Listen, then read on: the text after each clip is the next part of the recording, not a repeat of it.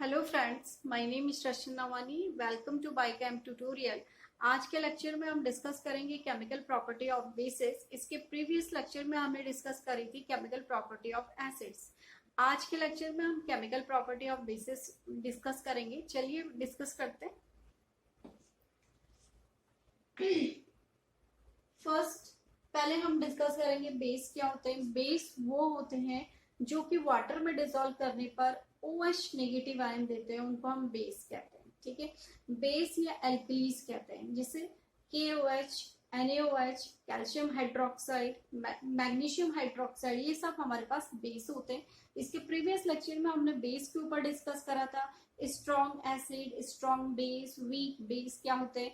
आज हम इनकी केमिकल प्रॉपर्टीज के ऊपर डिस्कस करेंगे। फर्स्ट केमिकल प्रॉपर्टी है first strong alkalis. Alkalis means जिसमें OH नेगेटिव आयन होते हैं, और लेकिन कौन से alkalis? Strong alkalis. Strong alkalis means जो इजीली वाटर में कंप्लीटली डिसोशिएट हो जाते हैं, उनको हम स्ट्रॉन्ग एल्कलीज कहते हैं। स्ट्रॉन्ग एल्कलीज का एग्जांपल हमारे पास NaOH होगा, KOH होगा। ठीक है, strong alkalis absorb. Strong alkalis क्या करते हैं? एब्जॉर्ब करते हैं कार्बन डाइऑक्साइड को फ्रॉम एयर। कहाँ से? एटमोस्फेरिक एयर से। एटमोस्फेयर से स्ट्रॉन्ग एल्कली कार्बन डाइऑक्साइड को एब्जॉर्ब करते हैं, और एब्जॉर्ब करने के बाद कार्बोनेट की फॉर्मेशन करते हैं। This is important reaction. Carbonate की फॉर्मेशन हमारे पास किसने करी थी? एसिड ने भी करी थी।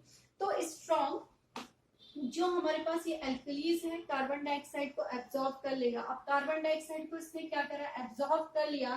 तो एब्जॉर्ब करने पर Na2CO3 की फॉर्मेशन करी। तो अब यहाँ पर रिएक्शन को बैलेंस करने के लिए हमारे पास क्या आना चाहिए? 2। ठीक है, तो Na2CO3, ठीक है, 2 ऑक्सीजन यहाँ पर है, 2 ऑक्सीजन यहाँ पर है, 3 और 1 4 ऑक्सीजन। हमारी रिएक्शन बैलेंस हो गई यहाँ पर। कार्बन की सोडियम कितने हैं? 2। सोडियम कितने? 2। कार्बन कितना? 1। कार्बन कितना? 1। हाइड्रोजन यहाँ पे 2 लगा है, आगे से हाइड्रोजन भी कितने? 2 है। तो वाटर का मॉलिक्यूल बाहर निकल जाता है। ठीक है, तो किसकी फॉर्मेशन होती है? कार्बोनेट की फॉर्मेशन होती है। ये कौन सा कार्बोनेट है? सोडियम कार्बोनेट की फॉर्मेशन होती है। तो वहां पर हमने जब एसिड पढ़ी थी, तो एसिड में भी कार्बोनेट की फॉर्मेशन होती है। बेस, स्ट्रॉन्ग बेस हम पढ़ रहे हैं आज, strong alkalis. Base oblique alkalis कहते हैं हम। एल्कलीज क्या करेगा? कार्बन डाइऑक्साइड को जब एब्जॉर्ब कर देगा तो किसकी फॉर्मेशन करेगा? कार्बोनेट की फॉर्मेशन करता है। तो सोडियम कार्बोनेट की फॉर्मेशन हमारे पास हो जाती है। Next reaction number 2, alkalis. ठीक है, एल्कलीज क्या करेंगे? Neutralise acids to form salt and water. Alkalis क्या करेगा? एसिड एल्कलीज न्यूट्रलाइज कर देंगे एसिड को।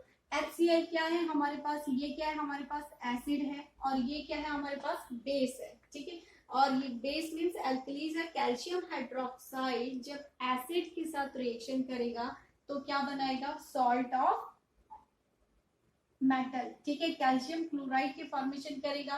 कैल्शियम क्लोराइड की इसने फॉर्मेशन करी, उसके साथ साथ वाटर मॉलिक्यूल एलिमिनेट हो रहा है। तो मीन्स एल्कलीज न्यूट्रलाइज, इसको उसने न्यूट्रलाइज कर दिया। मीन्स हमारे पास ये बेस है। बेस जब ये बेस है, बेस जब एसिड के साथ रिएक्शन करते हैं तो सॉल्ट की फॉर्मेशन करते हैं। तो इसलिए हमारे पास ये कैसी रिएक्शन आई? Neutralisation reaction. Alkalis neutralise acid. Alkalis जब एसिड के साथ रिएक्शन करेंगे तो किसकी फॉर्मेशन करते हैं? सॉल्ट की फॉर्मेशन। कैल्शियम क्लोराइड हमारे पास सॉल्ट है, सॉल्ट की फॉर्मेशन करी, वाटर मॉलिक्यूल एलिमिनेट हो जाता है। तो ये हमारे पास सेकंड नंबर की रिएक्शन है। Third reaction, precipitate. They precipitate as insoluble metallic hydroxide when added salt solution of metal. ठीक है, प्रेसिपिटेट। अब प्रेसिपिटेट किसे कहते हैं? जो कि इनसॉल्युबल फॉर्म में होता है। ठीक है, उसको हम प्रेसिपिटेट कहते हैं। प्रेसिपिटेट को हम डाउनवर्ड एरो से शो करते हैं जब हम केमिकल रिएक्शन कराते हैं। तो calcium sulphate, sorry, they precipitate as insoluble metallic hydroxide. ये हमारे पास क्या है? मेटल का हाइड्रोक्साइड है, metallic hydroxide when added salt solution of metal. ठीक है, तो हमारे पास ये क्या है? कॉपर सल्फेट है, सॉल्ट का सॉल्यूशन है कॉपर सल्फेट। सॉल्ट सॉल्यूशन, अब सॉल्यूशन किसका भी हो सकता है, यहाँ पर कॉपर की जगह हम जिंक सल्फेट भी कर सकते हैं, ठीक है। तो ये मेटेलिक सॉल्यूशन है हमारे पास, जिंक सल्फेट आए, FeSO4 भी हो सकता है, इन किसी के साथ भी ये रिएक्शन करेगा, ठीक है। Iron sulphate, zinc sulphate, copper sulphate, इन तीनों में से किसी के साथ भी रिएक्शन करेगा। कौन रिएक्शन करेगा, ये एल्कलीज, ठीक है। तो रिएक्शन करने पर उसी के सॉल्ट की फॉर्मेशन करेगा, सॉल्ट, ठीक है। तो उसी के सॉल्ट की सॉल्यूशन करेगा। अब हमारे पास क्या बनाएगा, अमोनियम सल्फेट की फॉर्मेशन होती है। अब देखिएगा अमोनियम सल्फेट, यहाँ पर सीधा ये रिएक्शन करेगा, यहाँ पर हमारे पास अमोनियम सल्फेट की फॉर्मेशन हो रही है। यहाँ पर अमोनियम सल्फेट 2 था, यहाँ पर NH4 का ट्वाइस आ गया, सल्फेट इधर आ गया, ठीक है। तो अमोनियम के ऊपर पॉजिटिव चार्ज होते हैं, ट्वाइस है 2 पॉजिटिव चार्ज होंगे, सल्फेट के ऊपर 2 नेगेटिव चार्ज होंगे। तो इस तरीके से हमारे पास यहाँ पे किसकी फॉर्मेशन होती है, सॉल्ट की फॉर्मेशन होती है। और Cu OH कितने हैं, 2 लगे हुए आगे, तो कॉपर हाइड्रोक्साइड की फॉर्मेशन होती है। नेक्स्ट रिएक्शन हमारे पास एल्कलीज विद अमोनियम सॉल्ट, ठीक है। ये क्या है हमारे पास, अमोनियम, NH4 अमोनियम होता है, क्लोराइड जुड़ा हुआ है, तो ये हमारे पास अमोनियम सॉल्ट है। अमोनियम सॉल्ट किसके साथ रिएक्शन करेगा, इस एल्कलीज के साथ रिएक्शन करेगा। Ammonium salt react with alkalis, ये साइन हमारे पास एरो का है।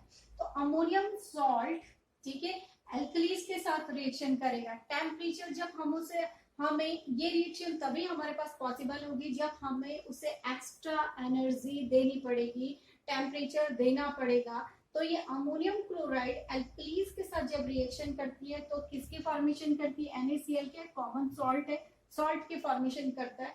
Ammonium chloride react with alkalis, alkalis क्या है, सोडियम हाइड्रोक्साइड के साथ उसे हीट करेंगे, एक्स्ट्रा टेम्परेचर देंगे, तो ये सॉल्ट की फॉर्मेशन करता है, प्लस वाटर की फॉर्मेशन करता है, और इम्पोर्टेंट कि अमोनिया गैस को रिलीज करता है। जो ये अपवर्ड एरो होता है तो इसका मीन्स गैस क्या हो रही है, रिलीज हो रही है। और प्रेसिपिटेट में हमेशा हमारे पास डाउनवर्ड एरो होता है, वो बॉटम में आता है। प्रेसिपिटेट हमेशा नीचे बैठेगा और जो गैस होगी हमेशा ऊपर की तरफ उड़ेगी। तो इसलिए upward arrow and downward arrow भी आपको प्रीवियस लेक्चर में हमने डिस्कस करे थे, प्रेसिपिटेट, डाउनवर्ड एरो, और जो गैसेस फॉर्म होती है अपवर्ड एरो हम लगाते हैं। तो इस तरीके से alkalis with ammonium salt, alkalis ये है हमारे पास अमोनियम सॉल्ट के साथ रिएक्शन करती है तो सॉल्ट की फॉर्मेशन करती है और उसके साथ साथ अमोनिया गैस को भी रिलीज करती है। यहाँ पर हमारे पास ये एल्कलीज की कुछ केमिकल और इम्पोर्टेंट केमिकल प्रॉपर्टीज थी जो कि हमने यहाँ पर पढ़े। उसके बाद हम एल्कलीज के यूजेस पढ़ेंगे, ये यूजेस हमको आने चाहिए, इंपॉर्टेंट है। फर्स्ट यूज हम डिस्कस करेंगे एल्कलीज। अब आप यहाँ पर एल्कलीज लिख सकते हो और उनके यूजेस लिख सकते हो। ये क्या है हमारे पास, बेस है, और ये क्या है, बेस के यूज है, ठीक है।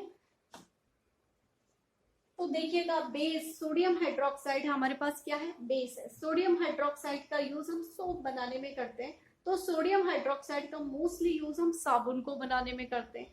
साबुन कैसा साबुन, सॉफ्ट, ठीक है, जिसका यूज हम नहाने के लिए करते हैं। अब नेक्स्ट है पोटेशियम हाइड्रोक्साइड।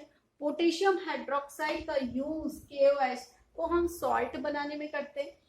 हमारे सॉल्ट में पोटेशियम और सोडियम और क्लोराइड इस तरीके से सॉल्ट होते हैं, तो पोटेशियम हाइड्रोक्साइड का यूज हम सॉल्ट को बनाने में करते हैं। इसके साथ साथ पोटेशियम हाइड्रोक्साइड बैटरीज में यूज होती है। अब बैटरीज क्या क्या हो सकती है, हमारे इन्वर्टर में बैटरी होती है, कार की बैटरी होती है, मोबाइल की बैटरी होती है, और बहुत सारी बैटरीज होती है। टॉयज में जो बैटरीज होती है उनमें मोस्टली जो जितने कुछ बैटरीज में हमारे पास पोटेशियम हाइड्रोक्साइड का हम यूज करते हैं। नेक्स्ट यूज है बेस का, कैल्शियम हाइड्रोक्साइड हमारे पास बेस है।